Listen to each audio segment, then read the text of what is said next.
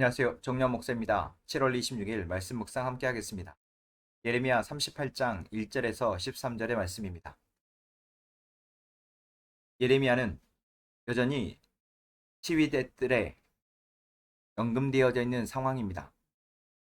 자유롭지 않은 이 상황 속에서도 예레미야는 곳에 드나드는 사람들에게 하나님의 말씀을 전합니다.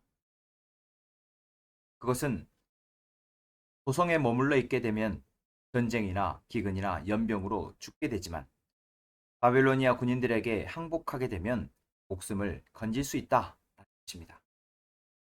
하나님의 말씀입니다.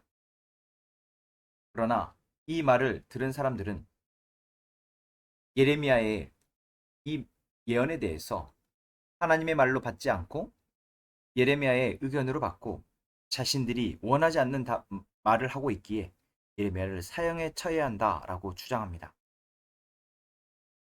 이때에 예레 남유다가 처한 상황은 물러갔던 바벨론이 다시 예루살렘 도성을 포위하고 있는 상황이었습니다. 그래서 성 안에 식량도 다 떨어지고 백성들은 자신들이 처한 이 상황에 대해서 패닉의 상태에 빠져 있었습니다. 그러할 때에 예레미야가 전하는 이 항복해야 한다라는 메시지는 이들로 하여금 더 분노하게 했던 것입니다. 이때에 이들은 말로만 그치는 것이 아니라 왕에게 요청해서 예레미야를 정말 죽이려 합니다. 자신들의 분노의 방향을 하나님의 뜻을 전하는 예레미야에게로 향하는 것입니다. 바벨론은 어떻게 할 수 없지만 예레미야라는 이 한 사람은 자신들의 힘으로 충분히 해할 수 있기에 이 약함을 이들은 행하게 됩니다. 이들의 약함을 누가 멈출 수 있습니까? 왕이 멈출 수 있습니다. 왕은 예레미야가 하나님의 선지자임을 알고 있었고 그것을 비록 예레미야의 예언을 하나님이 전하시는 하나님이 말씀하신 예레미야를 통해서 전환된 그 예언을 받아들이진 않지만 수용하진 않았지만 그것을 무시할 수 없었던 상황에서 예레미야를 미온적 태도로 대하고 있었습니다. 그래서 이들이 예레미야를 죽여야 한다라고 요청할 때 시드기야는 못 이기는 척 이들의 요청에 예레미야를 내어주고 맙니다. 직접 자신의 손을 더럽히지 않지만 하나님의 선지자를 이들에게 내어줌으로 결국 죽게 하는데 동참하게 되는 것입니다. 예레미야를 죽이고자 하는 이 사람들은 근위대 뜰 안에 있는 말라버린 물웅덩이 안에 예레미야를 집어넣습니다. 그 웅덩이 안에서 예레미야는 죽어갑니다. 이 소식을 듣고 많은 사람들이 예레미야의 이러한 모습에 대해서 각자의 생각들은 가지고 있었겠지만 결국 아무도 이 예레미야를 구하려 하지 않습니다. 그런데 오늘 본문에 보면 예루살렘 왕궁에 있는 에디오피아 사람 에벤멜렉이라고 하는 한 황관이 왕에게 요청하여 예레미야를 살려야 한다고 말하는 것을 기록합니다.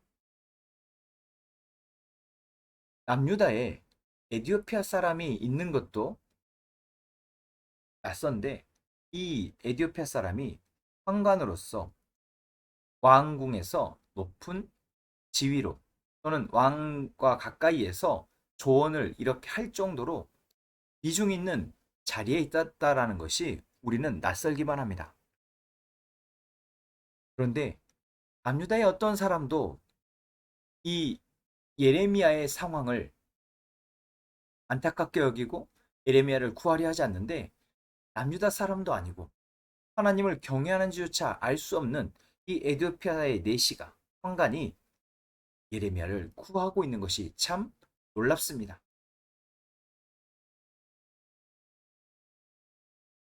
이 에디오피아 사람은 왕에게 에레미야가 구릉덩이 속에서 굶어 죽는 것이 옳지 않다라고 말하며 구해야 한다 이야기한 것입니다.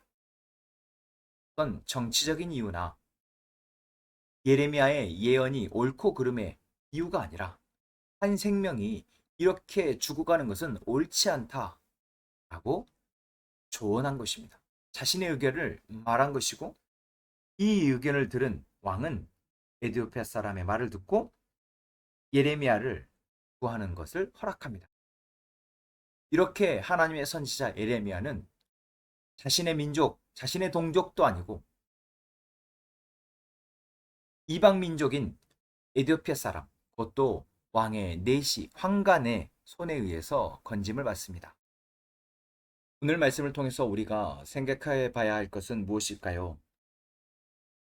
하나님을 믿는 우리에게 하나님이 바라시는 것은 하나님의 일에 함께 믿음으로 순종하는 것입니다. 그것이 한 사람일 때는 외롭고 힘든 싸움일 수 있지만 함께 동역하게 되어지고 그렇게 동역하는 사람이 2명, 3명 공동체를 이루어 갈 때는 그것은 강력한 힘을 발휘할 수 있다라는 것입니다. 예레미야는 홀로 그 외로운 싸움을 감당했습니다. 예레미야를 돕는 사람, 바수울과 같은 서기관이 있긴 했지만 오늘 본문에서 나온 것처럼 예레미야가 죽을 위에 처했을 때 그 어떠한 유다의 사람들은 예레미야를 구하는데 동참하지 않습니다. 그들의 상황이 물론 그럴 수 없는 상황이다라고 생각할 수도 있지만 결국 한 사람이 돕는 사람이 없을 때 얼마나 무기력한지 우리는 알게 됩니다. 그래서 오늘 말씀을 저는 묵상하며 우리가 혼자 있지 않도록 그 사람이 외롭지 않도록 함께 가는 사람이 있음을 알도록 해주는 것이 우리가 해야 할 일이구나. 그리고 그 사람이 무언가 어려움에 처했을 때, 공경에 처했을 때 우리가 함께 협력하여서 그 사람을 구하고 그 사람을 회복하도록 돕는 것. 그것이 우리에게 맡겨주신 또한 중요한 사명이구나. 오늘 에디오피아 사람 에벤멜렉이라는 사람은 사실 예레미야와 친분이 있었는지 없었는지 알 수 없고 어떠한 이유로 이 예레미야를 구했는지 정확한 이유는 알 수 없지만 하나님은 이 에벤멜렉이라는 이 사람의 이 마음을, 이 행동을 분명 기쁘게 보셨고 좋게 여기셨기에 이후에 말씀 속에서 에벤멜렉을 생명을 보장하신다 약속하십니다. 하나님의 백성인 우리가 마땅히 더 이 이방 사람보다 더 한 사람의 생명을 귀하게 여기고 그 생명을 살리기 위해서 함께 마음을 모으는 것은 당연하지 않겠습니까? 오늘 본문의 말씀이 우리에게 이야기하고 있습니다. 하나님이 오늘 우리에게 이 에베멜렉이라는 사람을 통해서 우리는 정말 하나님의 의를 위해서 함께 동참하여 가는 사람인지 또 그것을 위해서 때로는 우리가 가진 위치와 우리가 가진 모든 것으로 한 사람을 살리고 회복하는데 같이 마음을 쓰고 나아가는지 살피게 하십니다.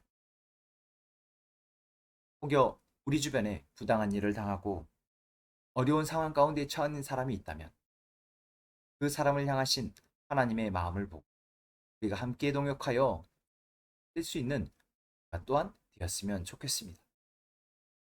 기도하겠습니다. 하나님 감사합니다.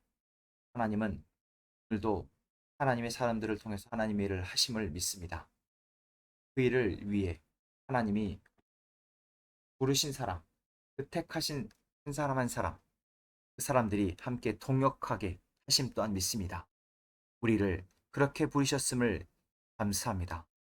하나님, 이 시간 우리가 함께 하나님의 뜻을 쫓아 동역자로서 하나님의 일을 같이 해나가는 저희가 되게 하여 주옵소서.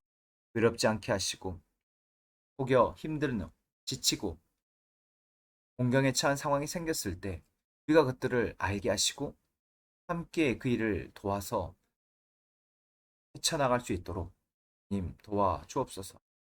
오늘 우리에게 주시는 그 도전이, 그 말씀이, 그 사명이 하나님의 일을 함께 이루어가게 하시는 하나님의 은혜의 사명임을 알고 이제 그 일을 함께 해나가는 저희 공동체 되게 하여 주옵소서. 예수님의 이름으로 기도합니다. 아멘.